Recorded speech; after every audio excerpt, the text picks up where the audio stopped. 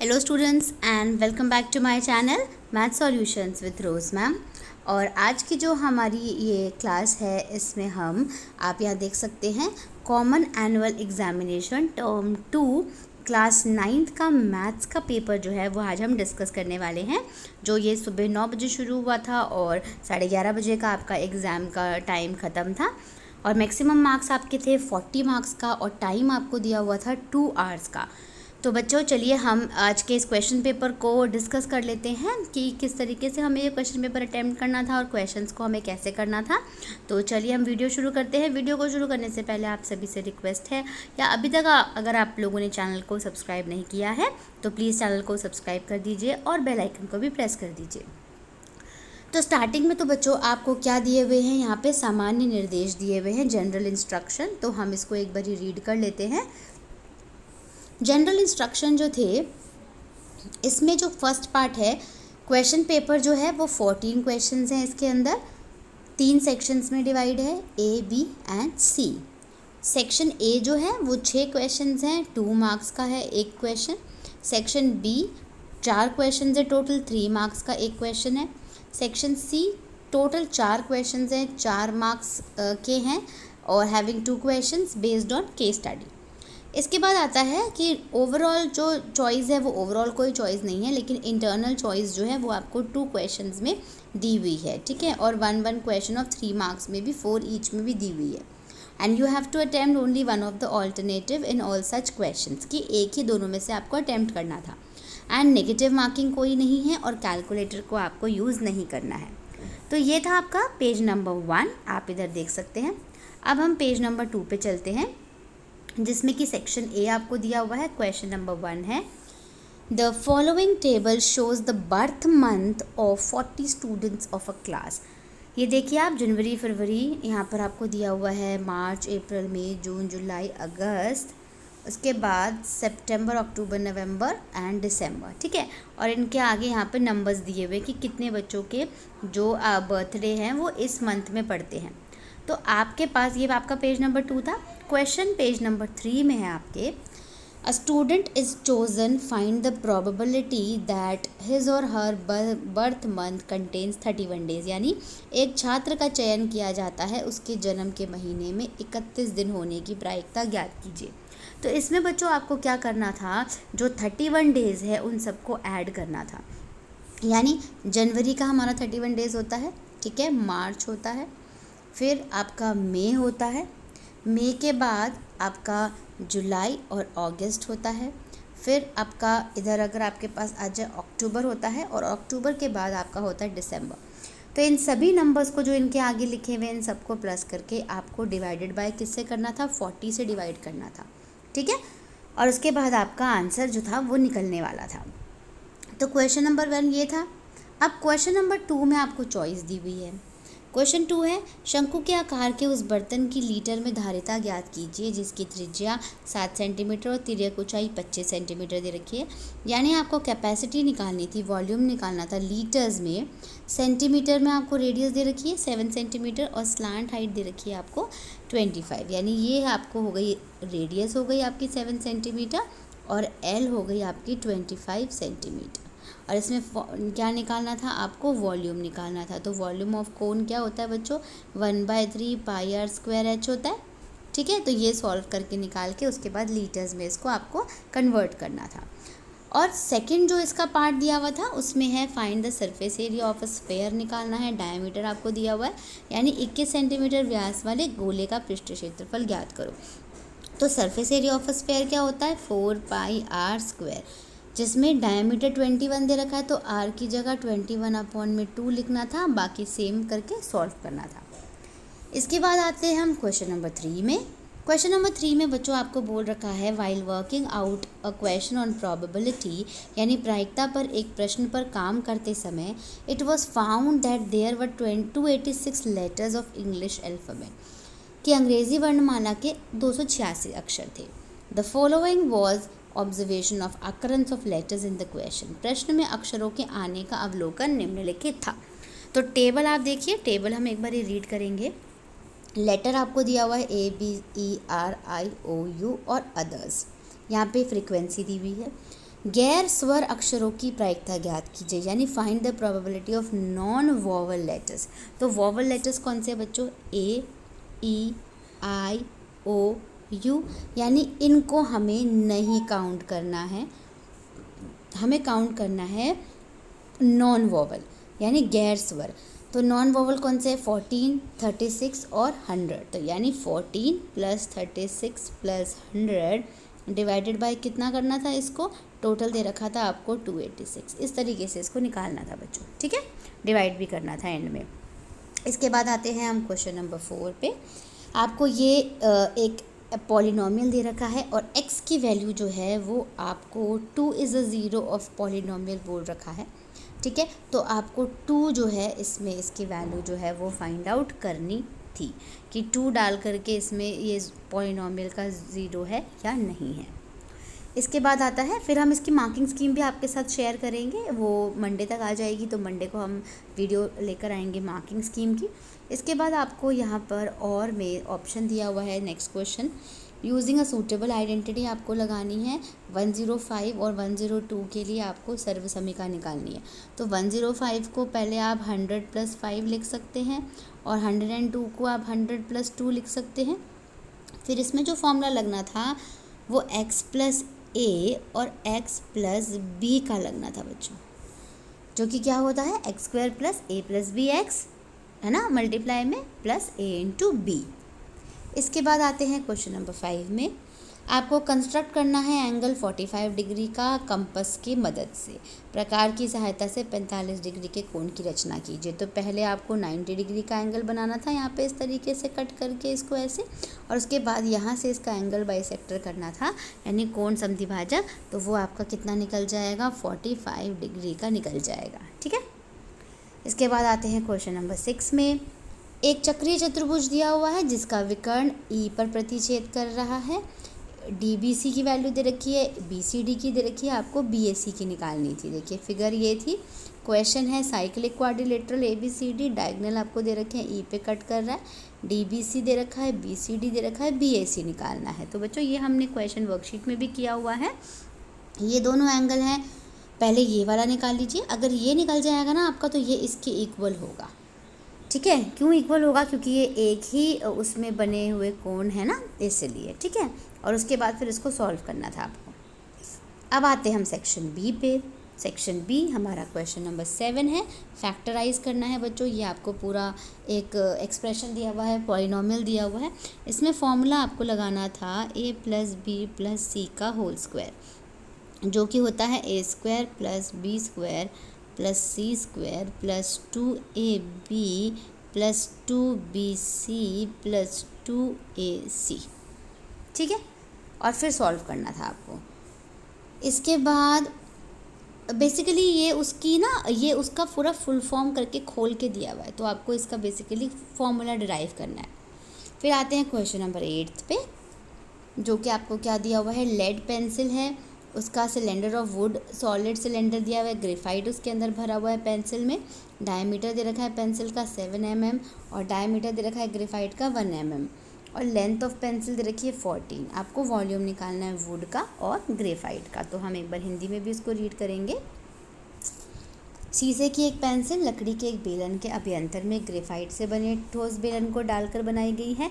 Pencil का व्यास आपको दिया हुआ है, ग्रेफाइट का व्यास दिया हुआ है। यदि पेंसिल की लंबाई 14 है तो ग्रेफाइट का आयतन और पेंसिल का आयतन। तो पेंसिल का आयतन ना बच्चों, जब आप निकालेंगे वुड, यानी वुड का आयतन निकालना है, तो पेंसिल में से ग्रेफाइट माइनस कर देंगे, ठीक है। और जो ये 7 mm दिया हुआ है ना, और यहाँ पे 1 mm दिया हुआ है, तो डायमीटर दिया हुआ है, रेडियस निकालोगे तो क्या हो जाएगा? 7/2।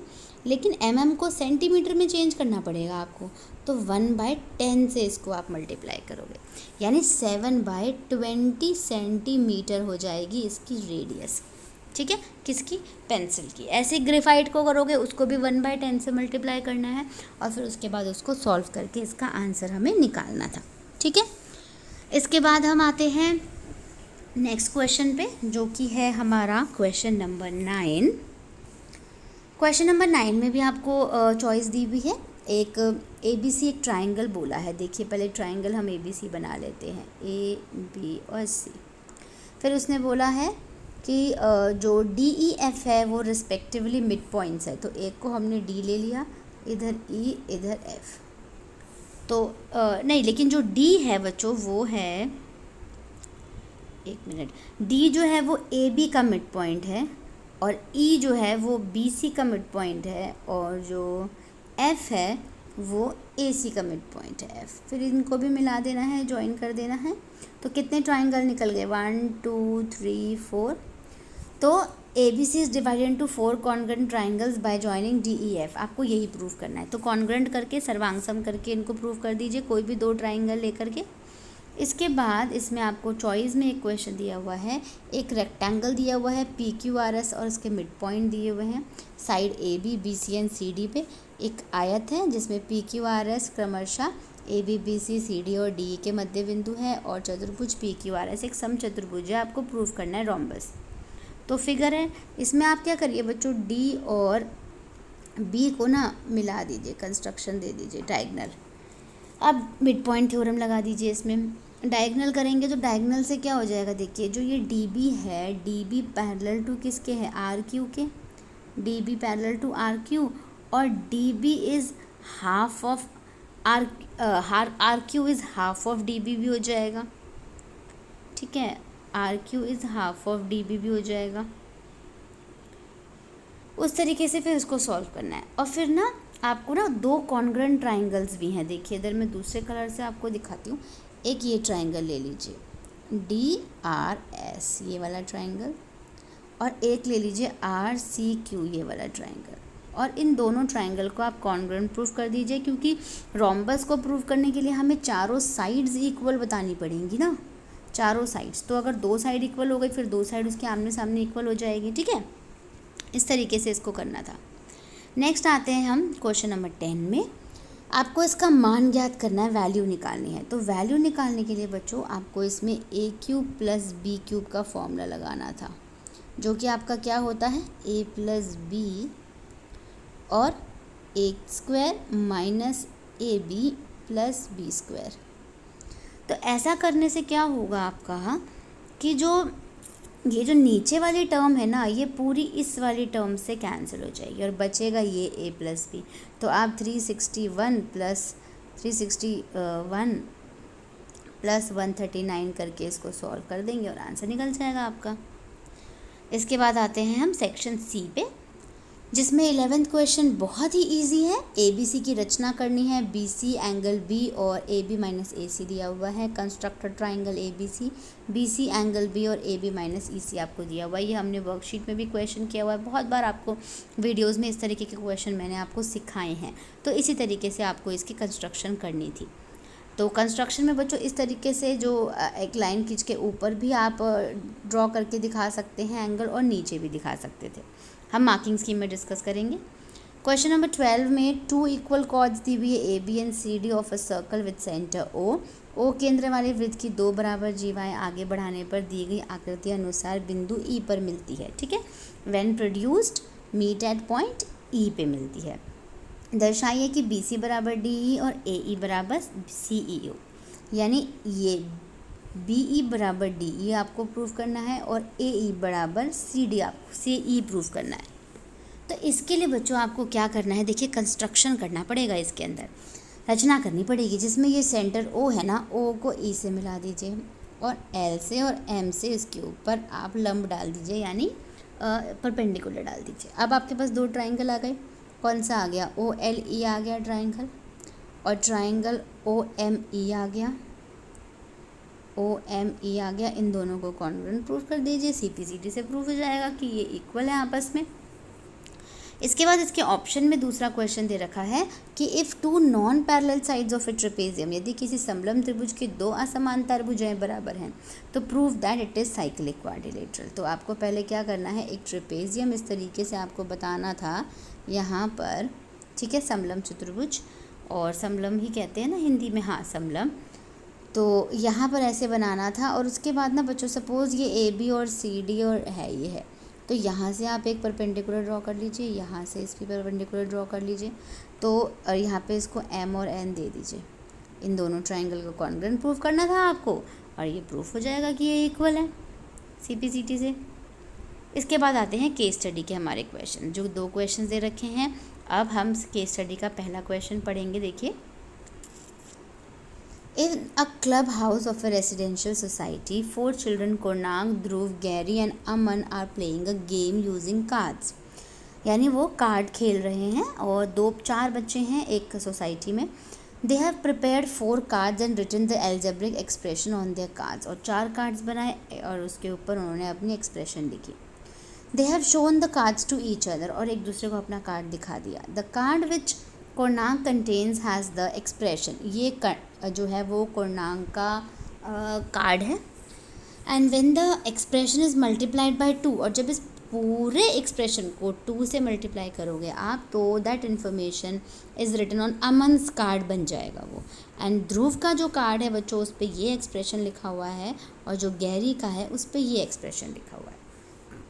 ठीक है, इसके बाद हमारे दोनों जो क्वेश्चन है वो हमें 2 मार्क्स ईच हैं। Based on the above information answer the following question. Aman के कार्ड का व्यंजक लिखिए और x बराबर 1/2 का मान रखिए, यानी एक्सप्रेशन ऑफ अमन कार्ड। तो बच्चों, जो अमन था ना, अमन की एक्सप्रेशन क्या थी? ये 6x³ + 4x² + 8x + 4 थी ना। इस पूरे ब्रैकेट को 2 से मल्टीप्लाई कर दीजिए। 2 से मल्टीप्लाई करेंगे ना आप, तो आपकी अमन की एक्सप्रेशन निकल जाएगी, और फिर उसके बाद x की वैल्यू आप 1/2 पुट कर दीजिए इसके अंदर। तो क्वेश्चन नंबर 1 आपका क्लियर हो जाएगा। फिर क्वेश्चन नंबर 2 के लिए आपको ये एक्सप्रेशन दिया हुआ है। इसमें आपको फैक्टर्स बनाने हैं, पहले तो मिडिल टर्म स्प्लिट करके, और उसके बाद फिर ज़ीरोज़ निकालने हैं x की वैल्यू। इसके बाद आता है केस स्टडी 2 का क्वेश्चन हमारे पास। यहाँ पे एक कोल्ड ड्रिंक की शॉप है, एग्जीबिशन लगी हुई है। In an exhibition stall install for soft drink, a soft drink is available in 2 PACS, 2 PACS में है। एक तो बच्चों, जो रियल जूस का डब्बा देखा है आप सभी ने, तो उस तरीके का एक टिन कैन है जो कि रेक्टेंगुलर बेस है, जिसकी लेंथ दे रखी है, ब्रेड दे रखी है, हाइट दे रखी है। और दूसरा है इस तरीके का जिसमें हम पेप्सी पीते, कैन, जिसमें सर्कुलर बेस दिया हुआ है, डायमीटर दे रखी है, हाइट दिया हुआ है।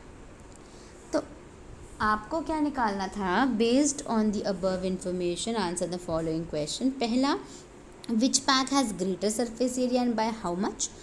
तो इसमें बच्चों आपको क्या करना था? वॉल्यूम ऑफ क्यूबॉइड, नहीं सॉरी वॉल्यूम नहीं, सरफेस एरिया ऑफ क्यूबॉइड निकालना है, यानी पृष्ठीय क्षेत्रफल निकालना है घनाभ का। ठीक है, पृष्ठीय क्षेत्रफल जो कि क्या होता है? 2LB + BH + HL। और सिलेंडर का यानी बेलन का निकालना है। तो सरफेस एरिया ऑफ सिलेंडर की अगर हम बात करें, सिलेंडर को हिंदी में क्या कहते हैं? बेलन कहते हैं। तो वो होता है 2πRH। सॉल्व करके फिर दोनों को माइनस करके आपको बताना है कि किसका ज़्यादा है। ऐसे ही वॉल्यूम निकालना है दोनों का। तो वॉल्यूम ऑफ क्यूबॉइड क्या होगा बच्चों? घनाभ का आयतन L × B × H। आयतन निकालना है इसका, किसका? घनाभ का। ठीक है, और वॉल्यूम ऑफ सिलेंडर, तो वॉल्यूम ऑफ सिलेंडर क्या होता है? πr² H होता है। ठीक है, यानी बेलन का आयतन। ठीक है, ये बेलन है, इसका आयतन निकालना था आपको। उसके बाद दोनों को सॉल्व करके फिर आपको बताना है किसका ज़्यादा है, तो दोनों को माइनस करना था। तो बच्चों, ये आपके 8 पेजेस थे पूरे, आपने देख लिया आपके पेपर के, और ये हमने पेपर यहाँ पे पूरा डिस्कस कर लिया, और अब हमारा ये पेपर जो है वो यहाँ पे ख़त्म हो जाता है।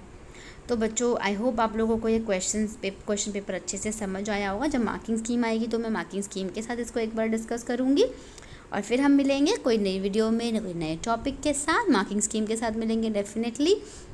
वीडियो को लाइक ज़रूर कर दीजिए, शेयर कर दीजिए और चैनल को सब्सक्राइब कर दीजिए। एंड मुझे वीडियो कैसी लगी आप मुझे कमेंट करके बताइएगा, मुझे आपके कमेंट का इंतज़ार रहेगा। Thank you students.